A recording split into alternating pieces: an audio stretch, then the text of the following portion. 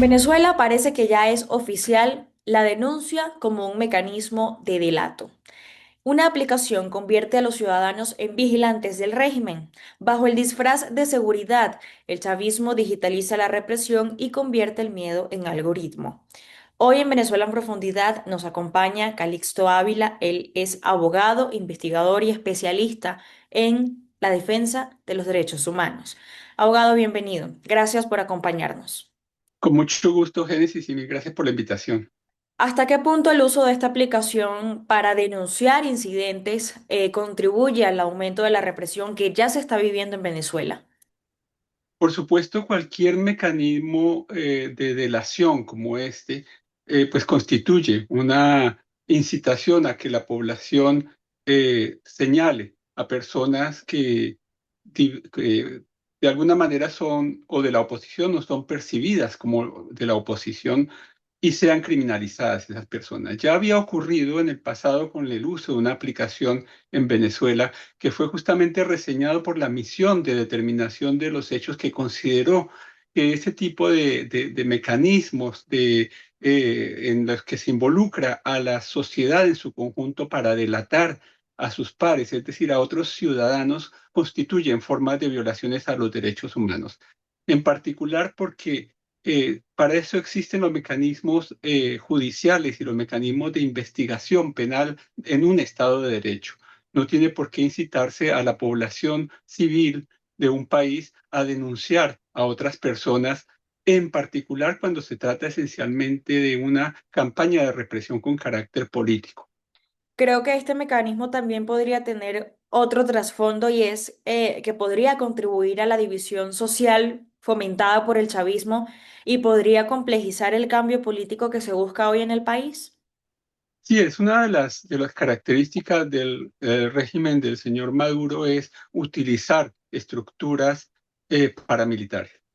Eso pasa por sembrar esos mecanismos en la sociedad, de manera que la misma sociedad se encargue de señalar a miembros de sus comunidades como potenciales enemigos del Estado.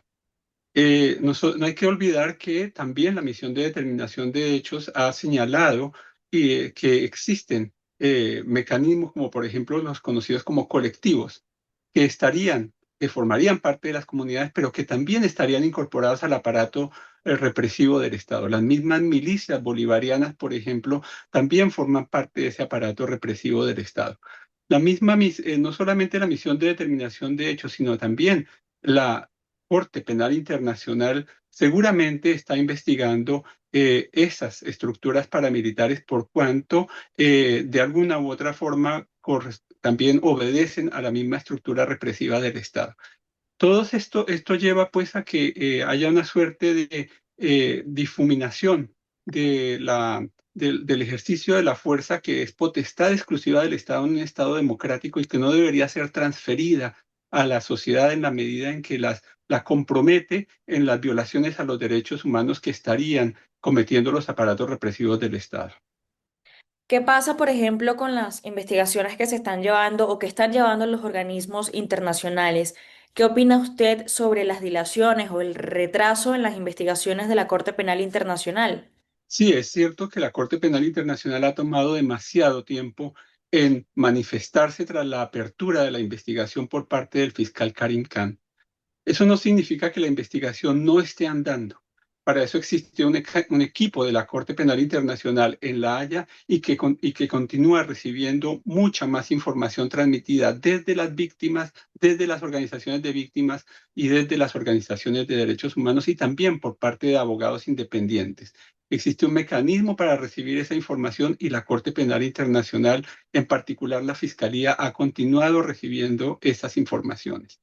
Y en particular es muy probable que todos estos acontecimientos nuevos, inclusive la utilización de esta aplicación con fines de delación, entre a formar parte del expediente penal, en particular de un crimen que sí está investigando la Corte Penal Internacional, que es el crimen de persecución por razones políticas.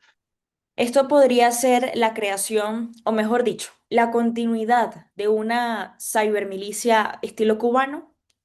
El problema de este tipo de mecanismos es que es muy difícil de monitorear y en particular en el caso de una investigación como la Corte de la Corte Penal Internacional, si decide investigar este tipo de aplicaciones dentro del crimen de persecución por razones políticas, será necesario realizar ese tipo de investigaciones más de carácter técnico para saber cuál es el alcance de ese tipo de mecanismos.